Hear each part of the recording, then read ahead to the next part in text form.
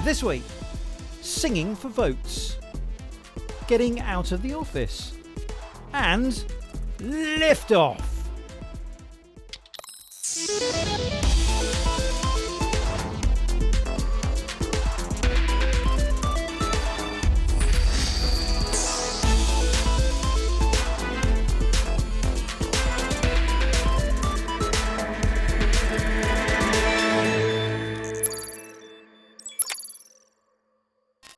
Welcome to Click. I hope you're doing okay, and I don't want anyone to panic, right? But Lara has left the building. She's gone rogue. Is that the outside? It's the outside world. I've been allowed out, and you may be next week. Oh, no, too scary, too scary. What are you up to? Well, I was actually inspired by last week's food special to grow some of my own veg. But seeing as I can't even keep a cactus alive, I've gone for a spot of technology to help, of course. Okay, so what's that all about then? Okay, so welcome to my smart garden. This is actually called Click and Grow. Good Seriously? name. Brilliant. Yep. Absolutely. Now, this is actually a spot of vertical farming. Although I've been setting it up outside, it will live indoors. And the device provides exactly the right amount of light and water that the plants need. Plus, the plants all come like this in little sachets, where you have the seeds for whatever plants you want, but also what the company calls smart soil, which means that just the right amount of nutrients should be within each pod, so there should be no problem in creating perfect crops. Now, this device has been around a little while, but what is new is that it now syncs to your smartphone. Plus, this should be just the right amount of these products that one person needs to not have to go to the supermarket. Oh, what are you planting then at the moment? Well, I've got some lettuce, I've got some basil, and I've got some tomato growing. So when all this is over, I can make you a salad. Well, there's an offer. All right, well, you carry on sowing, and I'll see you in a few minutes.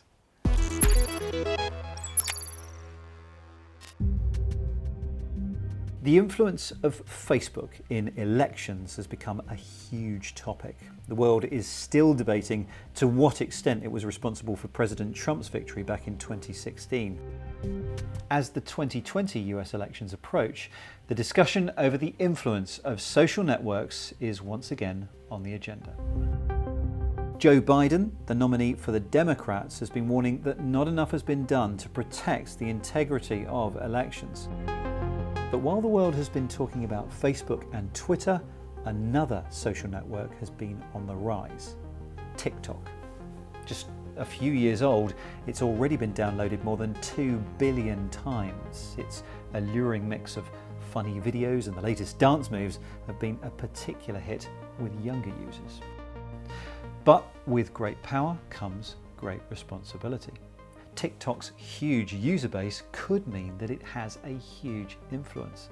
And as James Clayton has been finding out, it is now being used as a political platform.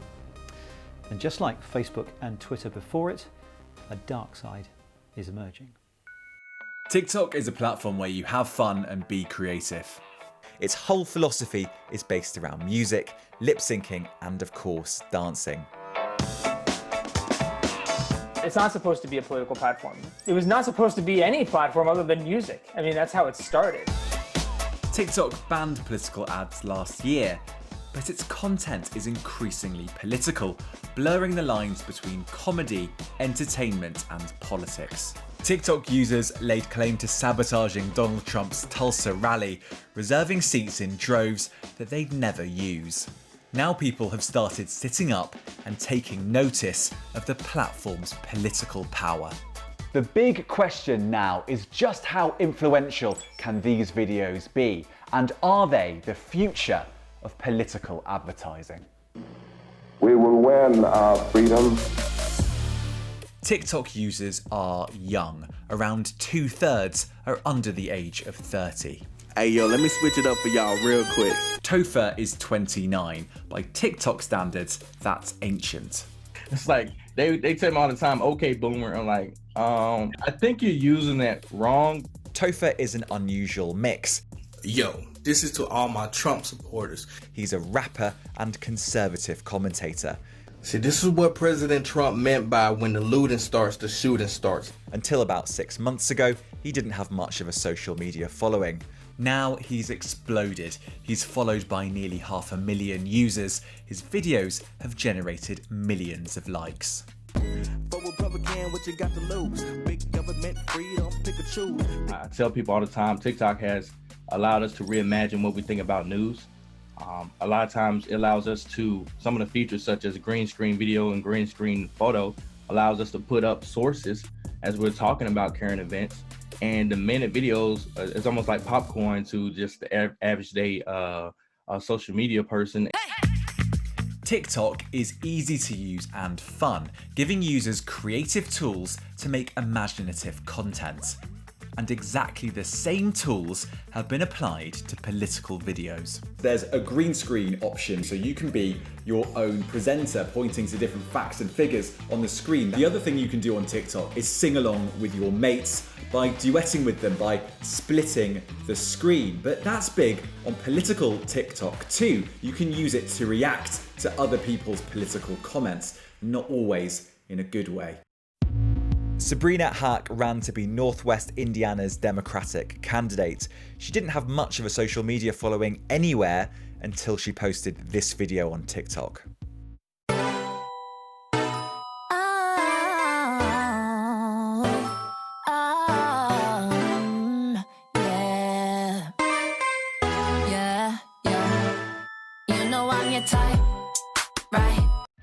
The video has had more than 300,000 likes. That's the kind of engagement you might expect of a presidential candidate. What worked for you in terms of getting likes? Well, it was the music. You know I'm your type.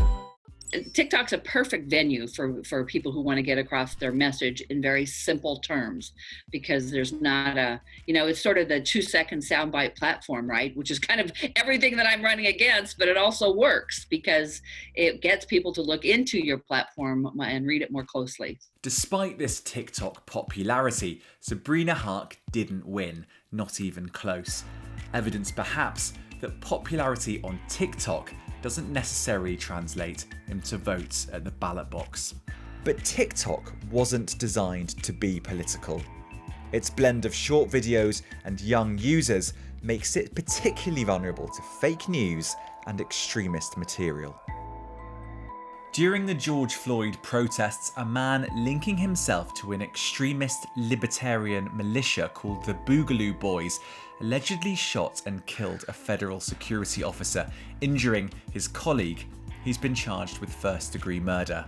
The movement that he belonged to aims to prepare for an armed struggle against the state. Boogaloo Boys often wear colourful Hawaiian shirts and are almost always heavily armed. TikTok has tried to purge Boogaloo videos by getting rid of the Boogaloo hashtag. But we were able to find many gun videos using a different Boogaloo hashtag to get around the ban. The thing that's interesting about them is that it is like the Wild West. The president of Media Matters first spotted a rise in this extremist material a few months ago. They were getting around it in two meaningful ways. One was that they were their identifier wasn't picking up the guns somehow, and none of TikTok's countermeasures were searching for the right terms for the Boogaloos. So even though it was against their rules, it was just filled with Boogaloo stuff. And so it was pointed out to them and they took it down. So perfect example of Wild West, right? Like no rules. Okay, they put in place a rule, they updated it. After we showed these videos to TikTok, they took them down. In a statement to the BBC, TikTok said, "Keeping our community safe on TikTok is a top priority. As per our community guidelines, we do not allow content that promotes hateful ideologies, and any content or accounts found to violate these guidelines will be removed." These problems are by no means unique to TikTok. Facebook in particular has been criticised for its response to extremist material. How these companies engage with this issue is hugely important in a US election year. We have no idea at the moment what kind of impact TikTok could have on elections or any other kind of political event in the coming years. It's such a huge app in terms of user base, but there's no transparency over how it provides information to people at the moment. So we really need some more clarity, both from the app and from people who are using it, on what it might do in terms of political campaigning this year. With all of the press coverage that TikTok has received, it's easy to forget just how young TikTok actually is, just 3 years old. And we're still, perhaps even TikTok is still, getting to grips with the huge amount of power the platform now wields.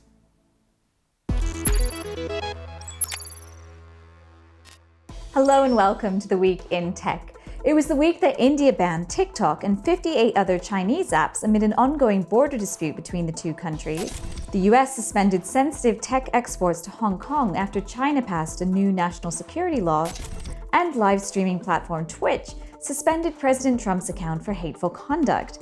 The move came after Reddit banned its most popular Trump-supporting subreddit, along with 2,000 others it said regularly broke the rules on hate speech. It was also the week that yoga wear company Lululemon bought fitness tech startup Mirror for $500 million. Mirror offers wall-mounted screens connected to the internet as an alternative to gyms. Lululemon's CEO says the demand for home workouts is growing exponentially. MIT's CSAIL team deployed a new robot to disinfect the Greater Boston Food Bank using UVC light. MIT says the robot can work quickly and could help clean schools, shops, and warehouses. Touchless technology developed by Bristol-based Ultraleap will be used for advertising in US cinemas. The company will develop adverts that customers can interact with, saying it's a safe and responsible way to operate in the pandemic. And finally, one of Hiroshi Ishiguro's human-like robots will also be headed to the cinema. Erica, who was created at Osaka University, has been given a role in upcoming science fiction film Bee. Professor Ishiguro and Kihei Ogawa have been developing an AI database for Erica to draw on for her method acting skills.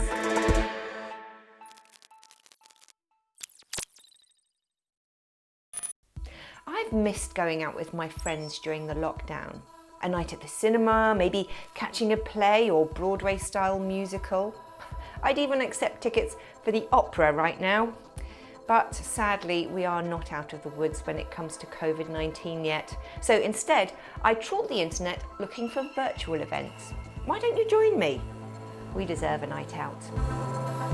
At BroadwayHD.com, you'll find all your favourite musical extravaganzas to stream on demand. It's $8.99 a month to subscribe, but you can try the service free for 7 days. Musical fans can also enjoy the best of Andrew Lloyd Webber on the Show Must Go On YouTube channel.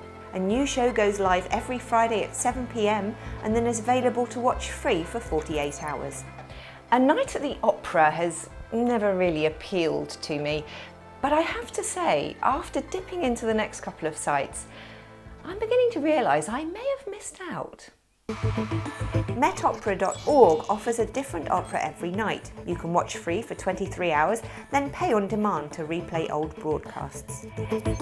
The Royal Opera House is also making full-length operas and ballets available free on their YouTube channel. The National Theatre in London has always been one of my favourite venues for catching a great play, and they have also been putting up weekly new content to entertain through the lockdown. A new full-length production is published each Thursday at 7 p.m, then available to watch for 7 days. There are also fun extras to help you enjoy the shows together, like this guide to hosting a Midsummer Night's Dream cocktail party featuring some of the cast. And then you add the Prosecco, or if it's for a child, lemonade. Or why not treat yourself to a night of stand-up comedy? NowhereComedyClub.com has been set up as a virtual comedy club with regular shows from some of the world's funniest people. Tickets cost from $10 to $30, with the upper price including a virtual meet and greet with a performer after the show. I do like the idea of hosting a virtual dinner party. Great food, great company, and you only have to wash up for one. After dinner, you can watch a movie together at netflixparty.com or use the BBC's own new communal iPlayer service. Details are available at bbc.co.uk/taster/pilots/bbc-together. And for those nights when you really aren't feeling too social but still want a taste of getting out in the world, take a trip using the medium of local radio stations. You'll hear music, chat, and all the local news and weather forecasts from around the globe. The safest way to travel during the lockdown.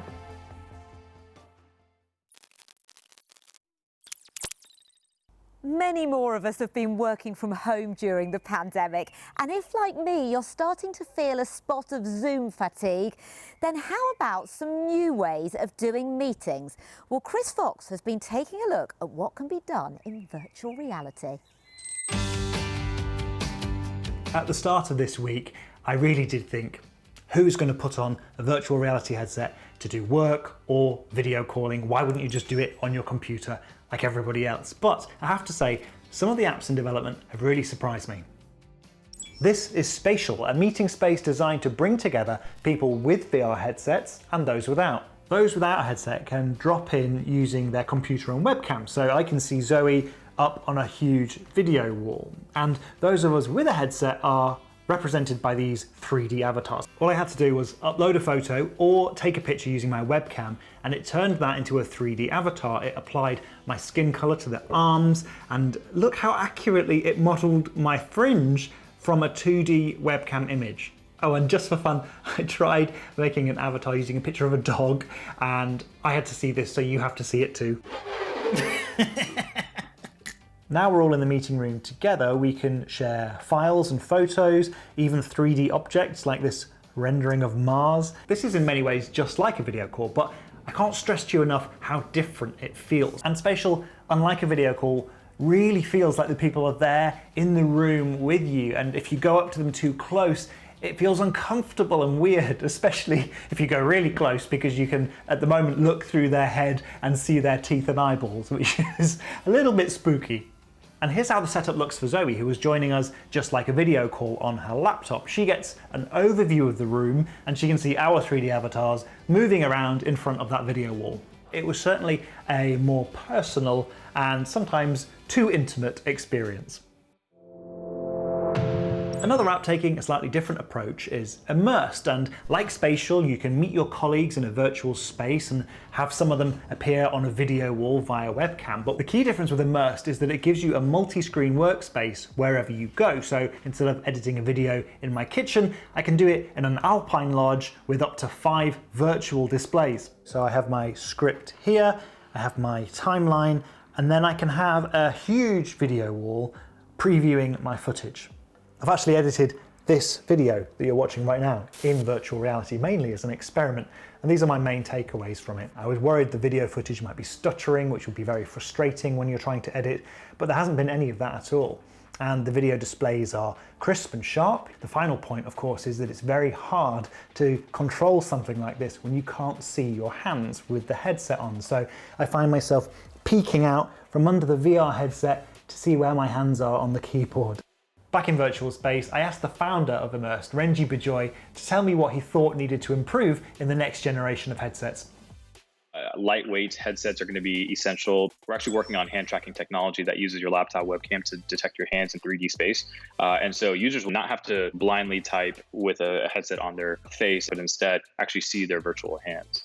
As I said, when I first tried this, I was skeptical. Are people really going to sit in coffee shops doing multi-screen working? I don't know, but the technology is only going to get better. Facebook is pouring billions into developing lightweight virtual reality glasses. There are some very interesting concepts here, and that feeling of really being in the same room as someone when you're in VR makes it very compelling. That's brilliant. That was Chris Fox. Now, over the last couple of years, we've seen some real advances in spaceflight. Just recently, a commercial company, SpaceX, sent its first astronauts to the ISS. 3. But whether it's people or payloads, getting stuff into space requires massive rockets and an awful lot of fuel. It also needs a special launch site and loads of ground infrastructure. After all, you can't just blast off from anywhere. But the thing is, that first part of the journey uses so much fuel and such a huge rocket that it does beg the question, is there another way? And it turns out the answer is yes. Mark Chislak has been talking to Virgin Orbit, who have taken a very different approach to rocket launches. We will take our rocket, it's about 70 feet long, weighs about 60,000 pounds. We mount it underneath the wing of a 747 airplane and take off. We climb up to 35,000 feet and go out to sea. The pilot then pulls up so that the rocket is in a appropriate direction and drops it. Release, release, release. Good release. Clean release, clean release. The rocket senses that and automatically ignites its engine a few seconds later when it's safely away from the airplane. And the first stage will burn. Second stage will separate from the first stage. It will burn, take it to orbit, go around the world, and typically do a final burn and release a payload. Spaceflight is becoming an increasingly commercial activity, with companies such as Elon Musk's SpaceX now launching rockets and crews to the International Space Station. The easy stuff we've done before, like launching satellites or launching people to the International Space Station, we've done that. We know we can do that. But putting a space base on the moon, or maybe even going further onto Mars, that's something that's a little bit harder, and it leaves NASA and ESA to focus on those things. Virgin Orbit is a spin-off from Sir Richard Branson's space tourism company Virgin Galactic. While Galactic's concerned with taking paying passengers to the edge of space for a zero-G day trip, Orbit's job is to air-launch mini-satellites into space. Orbit has been around since 2017 and is now a separate operation from Galactic. It's ramping up the testing of its aircraft, an old converted Virgin Atlantic 747 dubbed Cosmic Girl, and Launcher One, the rocket which does the actual satellite delivering. The theory using an aircraft to give a rocket a lift part of the way to space is sound. So far, Orbit has extensively tested their aircraft, and they've tested dropping a rocket from the aircraft's wing. But they're yet to successfully perform an air launch.